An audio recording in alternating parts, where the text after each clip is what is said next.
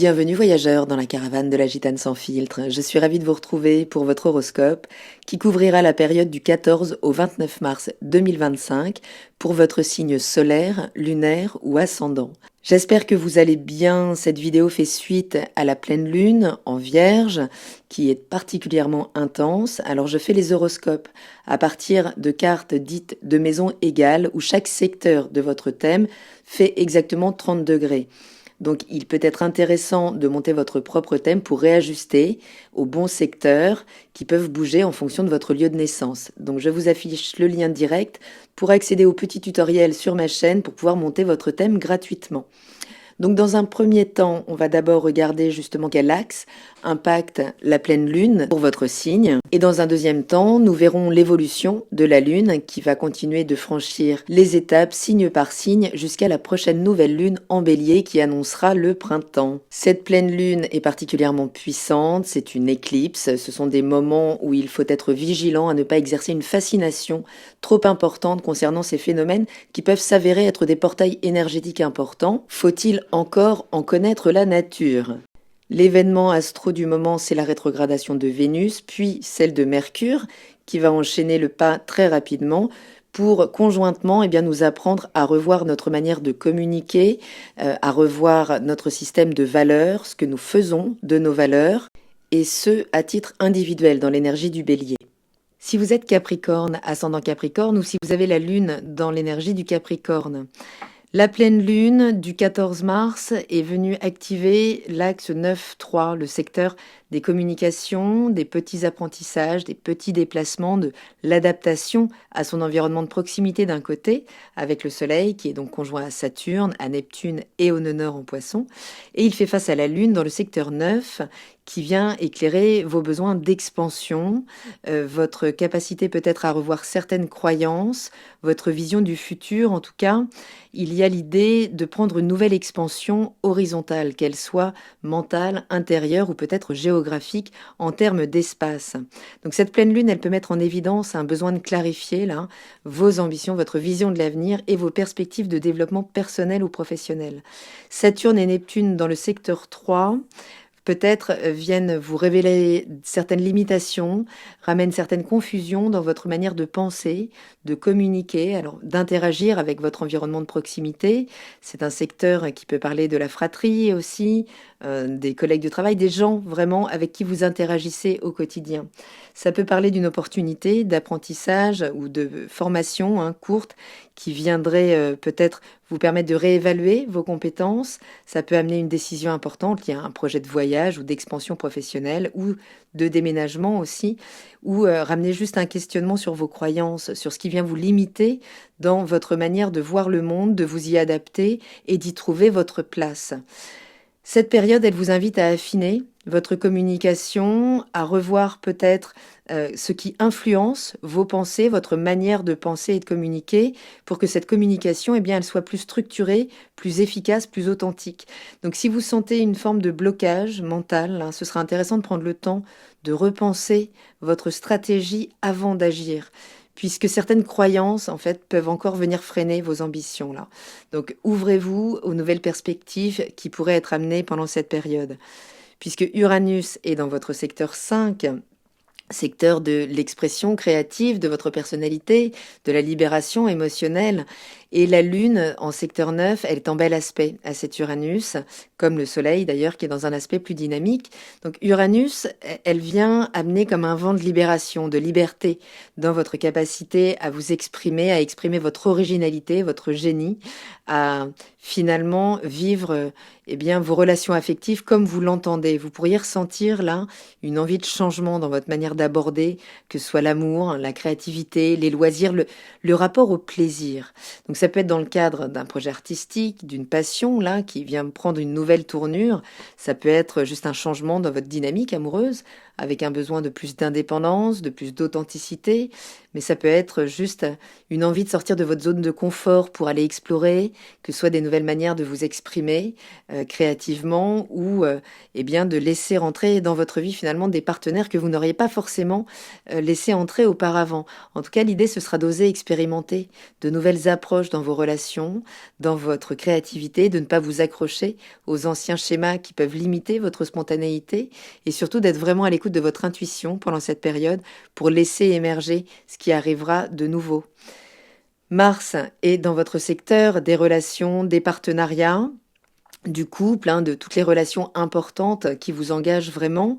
Donc Mars, eh bien, c'est la planète de l'action, toujours, alors très mal à l'aise dans cette énergie du Cancer où l'action est très émotive, très émotionnelle, elle peut être assez cyclotimique, on peut avoir des pulsions comme ça et puis plus du tout après, et ce qui peut créer des tensions, qu'elles soient intérieures ou extérieures, c'est-à-dire des tensions, des conflits finalement, des confrontations dans le cadre des relations. Donc ça peut déclencher des discussions importantes, des décisions dans le cadre d'un partenariat là, qui était nécessaire, ça peut amener une prise de conscience peut-être sur un engagement relationnel là, qui doit être ajusté, en tout cas traduire sans doute un besoin de clarification, là dans une collaboration étroite. L'énergie est plus forte dans les échanges, avec une tendance peut-être à plus d'intensité dans les discussions aussi. Donc restez diplomate surtout, évitez l'impulsivité. L'idée, c'est pas de fuir les discussions importantes, puisqu'elles permettent d'avancer, mais c'est de peut-être revoir votre rapport au conflit dans la relation, de clarifier vos attentes pour surtout éviter les malentendus, puisqu'on va le voir. Mercure va rétrograder à son tour près de Vénus, donc ça peut ramener de la confusion quand même. Je vous invite à prendre de quoi noter si vous souhaitez noter les temps forts de cette lune qui va continuer de progresser les énergies du zodiaque jusqu'à l'énergie du bélier pour former cette nouvelle lune en bélier, ce nouvel élan qui arrivera avec le printemps.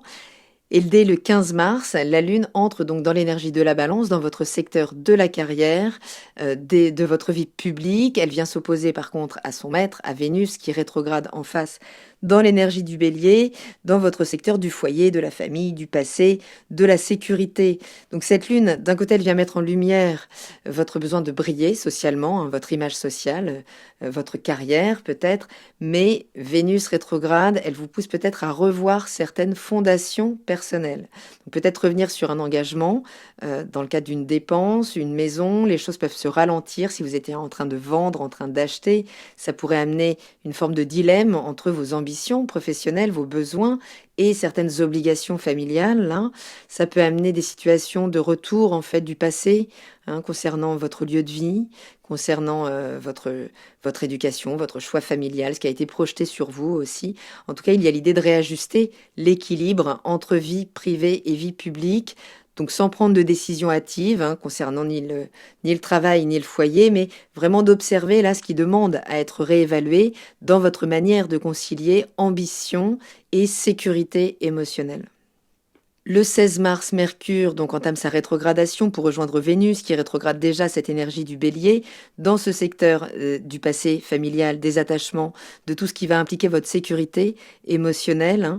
Donc ça peut impliquer un retour toujours sur des problématiques en lien avec ces thématiques, peut-être un contact avec un membre de la famille là qui fait ressurgir des souvenirs, des questionnements, peut-être un besoin de redéfinir votre cadre de vie tout simplement. Soyez attentifs à ce qui remonte du passé, ce qui vient peut-être indiquer une direction à prendre. Parfois on dit quand on ne sait plus où on va, on s'arrête et on observe d'où on vient, ça pourrait être particulièrement approprié pour vous. En tout cas, ne vous précipitez pas pour changer votre environnement, puisqu'il s'agira pendant cette période de rétrogradation de laisser mûrir vos réflexions justement pour qu'elles soient particulièrement alignées avec vous.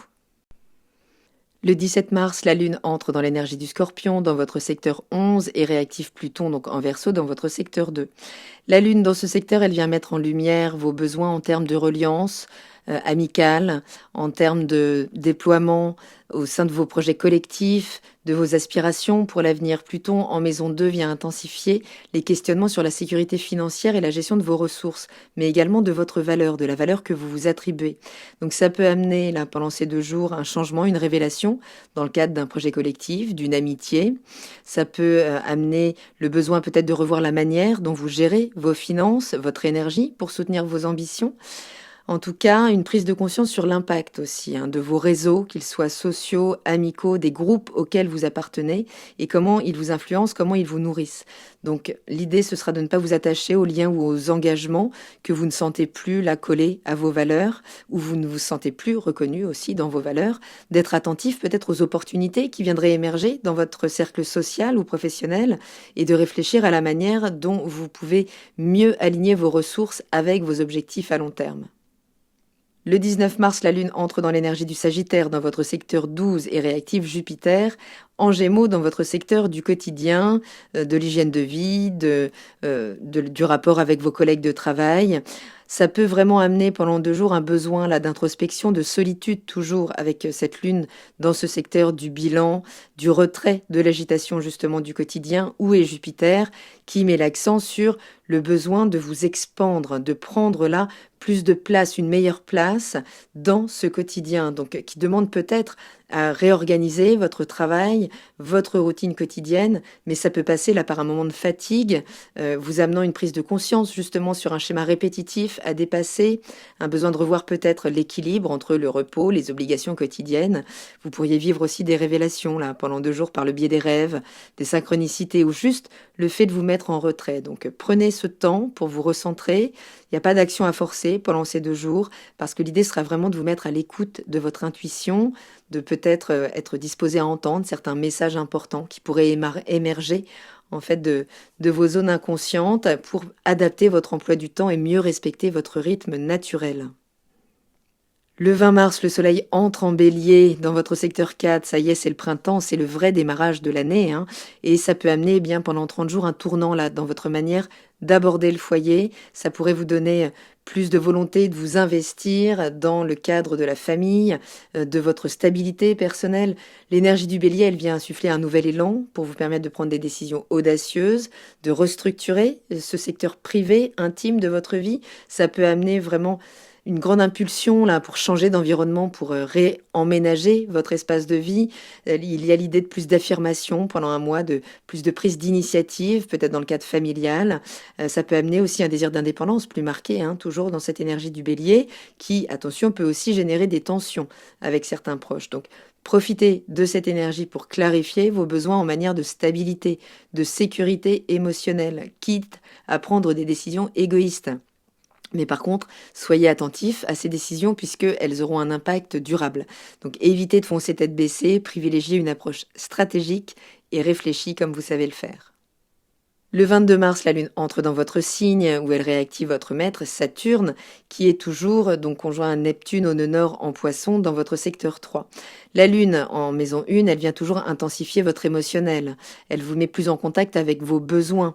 Donc l'aspect avec Saturne et Neptune dans ce secteur 3 vient accentuer la réflexion sur la communication, sur l'apprentissage, sur votre adaptabilité à votre environnement de proximité, là où vous êtes finalement trop poreux, trop influençable, trop corvéable à merci, et vous apprendre à toujours mieux mettre des limites finalement pour préserver votre intégrité au sein de cet environnement de proximité.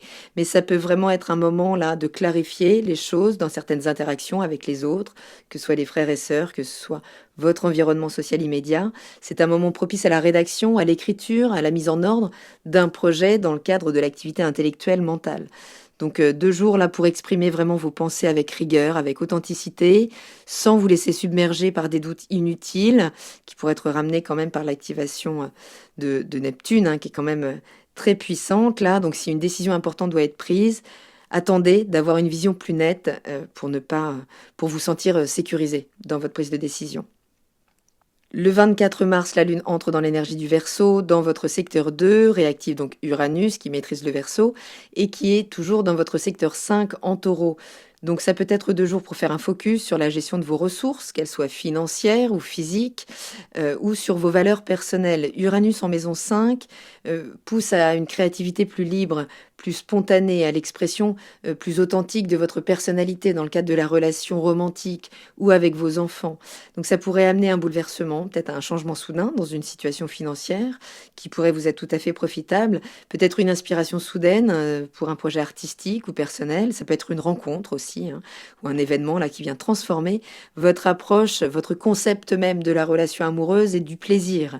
Donc restez ouvert aux nouvelles opportunités, même si elles semblent surprenantes, eh bien il peut y avoir la possibilité là d'expérimenter de nouvelles situations, de nouvelles manières d'exprimer votre individualité et peut-être, oui, votre expression, l'expression de qui vous êtes dans le cadre de relations là qui pourraient survenir. Le 26 mars, la Lune entre dans l'énergie du Poisson dans votre secteur 3, donc où elle va venir se réaligner à Neptune, conjointe à Vénus, qui rétrograde à nouveau cette énergie, hein, puisqu'elle revient du Bélier au Poisson. Alors ça peut ramener un peu de confusion ou d'idéalisation là dans la communication, dans les relations. Attention, puisque on peut avoir tendance à percevoir les choses à travers un prisme émotionnel hyper amplifié.